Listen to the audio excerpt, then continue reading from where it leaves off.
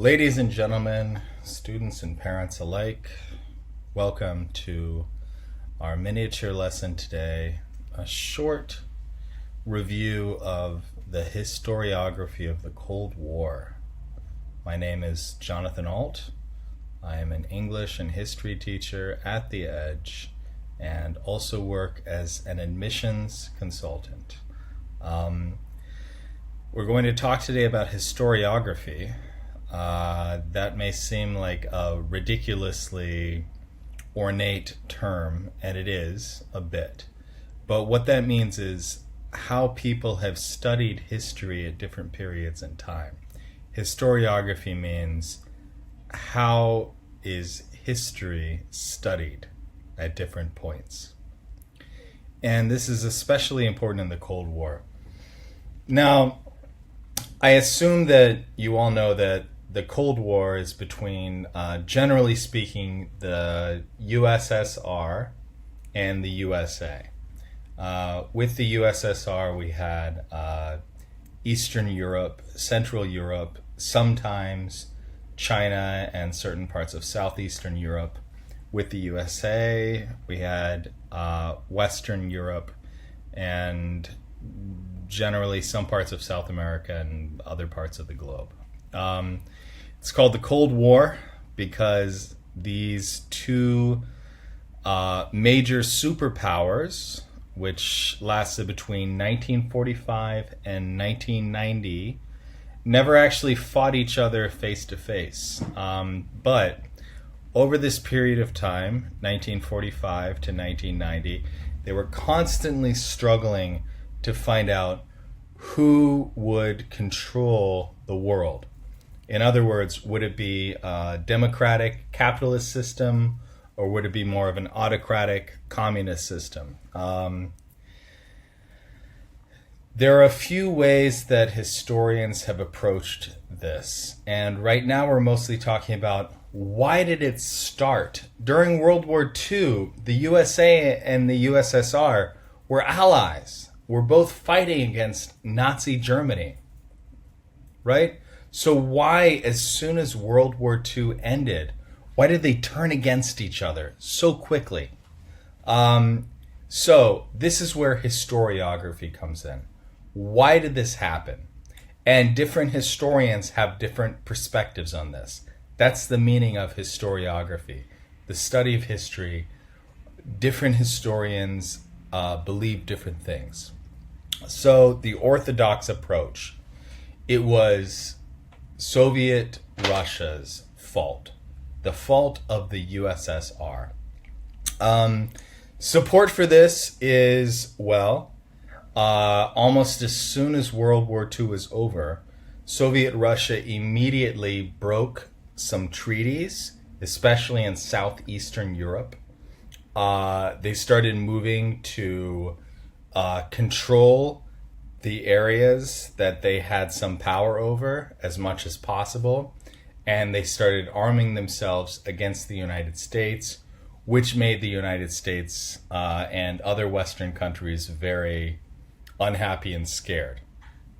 The orthodox approach, this represents what people thought for a long time, especially in the USA and Western countries.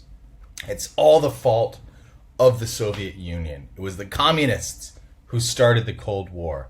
And certainly, like I said, they did do a lot to create this impression. Broke several treaties, certainly moved military in to try to take over as much as possible, as quickly as possible. But later, in about the 1970s, this was challenged by the revisionist approach. Now, the revisionist approach said it was more the fault of the United States and the Western nations. Why? Because, number one, between 1945 and 1949, the Russians did not have a nuclear weapon. There was only one country in the world that did, the United States. And they refused to share this technology with anyone else, although they were willing to give nuclear weapons to their allies. From the perspective of the USSR, that's quite scary, terrifying, right? So the USSR immediately moved to create as much distance as possible between them and the territory controlled by the USA. But on the other hand, the USA was also, by the end of World War II, the United States had control of Japan, control of South Korea, control of large parts of Europe, including Western Germany, and they were putting military bases through all of those areas. Again, from the perspective of the Soviet Union, that's very scary.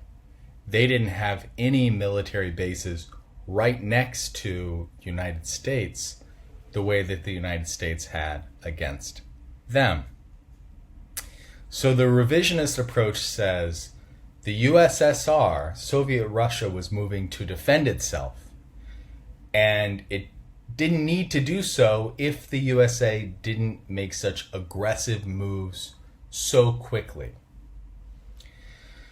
Which brings us to the post-revisionist approach. Now, this became more popular, especially in the 90s, after the Soviet Union had already disappeared, and more people had the opportunity, more historians had the chance to review what was actually going on in Soviet Russia at this time. What were they thinking, right? Turns out, yes, both the US and the Soviet Union saw this as a complete clash of civilizations and theories about how the world should work. From the US perspective, it was must be democratic capitalist. From the Soviet perspective, must be autocratic communist, right? And so the idea is this was nobody's fault or everybody's fault. It would have happened one way or the other. No matter what one side did or the other side did, eventually they were going to come at a conflict. People still argue about this today. These three approaches to how to study the Cold War are still a very, very important point in the discussions and debates between historians who study the 20th century. Now, if you are studying for the IB or the AP exams, which I imagine you are if you're watching this video, you're going to find all three of these perspectives. Generally speaking, the orthodox approach is more associated with the United States and other Western European countries for obvious reasons. The revisionist approach is more popular within Asia and other communist or former communist countries, again, for obvious reasons. And the post-revisionist approach tries to strike a balance between the two. Something you need to understand, especially when we talk about recent history, nobody agrees. There are multiple perspectives, and you have to understand these perspectives so that when you look at your primary and secondary sources, whether that's through the AP, the IB, or any other test, as you write about these, think about these, you need to make sure that you understand different writers, different historians may come from different perspectives, and it's important to understand what those are and what they're arguing for.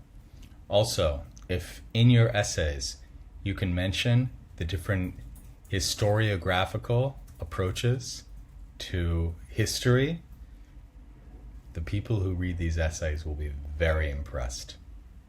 I'd like to tell you more about this, but my time is up. I hope to talk to you soon. Thank you.